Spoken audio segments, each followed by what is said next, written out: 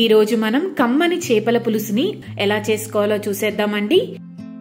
ముందుగా కట్ చేసిన చేప ముక్కల్ని తీసుకొని కొద్దిగా ఉప్పు నిమ్మరసం వేసి 2-3 సార్లు బాగా క్లీన్ చేసుకోవాలి। ఇక్కడ మేము తీసుకున్న చేపల్ని బొచ్చ చేపలు అంటారండి। ఇవి 1 కేజీ వరకు ఉంటాయి। ఇప్పుడు ఈ ముక్కల్లోకి 1/2 స్పూన్ మెంతుపొడి, అలానే 1 స్పూన్ పసుపు, 2 స్పూన్ల ఉప్పు, అలానే 2 స్పూన్ల అల్లం వెల్లుల్లి పేస్ట్, అలానే 4 స్పూన్ల కారం వేసుకోవాలి। కారాన్ని మీ టేస్ట్ కు తగ్గట్లు చూసుకొని వేసుకోండి। ఇప్పుడు ఇవన్నీ చేప ముక్కలకు బాగా పట్టేటట్టు కలుపుకొని ఒక 10 నిమిషాల పాటు పక్కన పెట్టుకోండి। ఇప్పుడు స్టవ్ పై ఇలాంటి వెడల్పాటి గిన్నెను పెట్టుకొని 4 స్పూన్ల ఆయిల్ ని వేసుకోవాలి।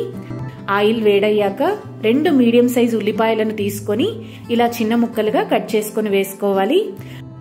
అలానే 3 పచ్చిమిర్చిని ఇలా పొడవుగా కట్ చేసుకొని వేసుకోండి। అలానే కొద్దిగా కరివేపాకు కూడా వేసుకొని వేయించుకోవాలి। ఇప్పుడు ఇందులోకి కొద్దిగా పసుపు, కొద్దిగా ఉప్పు వేసుకొని ఉల్లిపాయలు కొంచెం కలర్ చేంజ్ అయ్యే వరకు వేయించుకోవాలి। ఇలా కొంచెం కలర్ చేంజ్ అయ్యాక కొన్ని పచ్చి మామిడికాయ ముక్కలను వేసుకోవాలి। పచ్చి మామిడికాయ ముక్కలు వేయటం వల్ల చేపల పులుసు మరింత టేస్టీగా ఉంటుందండి।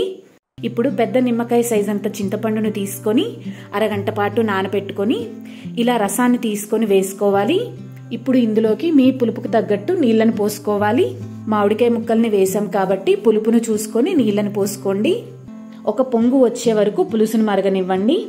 ఇలా పులుసు మరుగుతున్నప్పుడు మనం పక్కన కలిపి పెట్టుకున్న చేప ముక్కల్ని విడివిడిగా ఒక్కొక్కటిగా పెట్టుకోండి।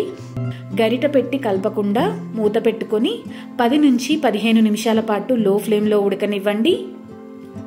15 నిమిషాల తర్వాత చూడండి, ముక్కలు బాగా ఉడికి ఇలా చిక్కటి గ్రేవీ వస్తుంది। ఇప్పుడు ఇందులోకి 1 స్పూన్ ధనియాల పొడి, అలానే ఫైనల్ గా కొత్తిమీర వేసుకోవాలి।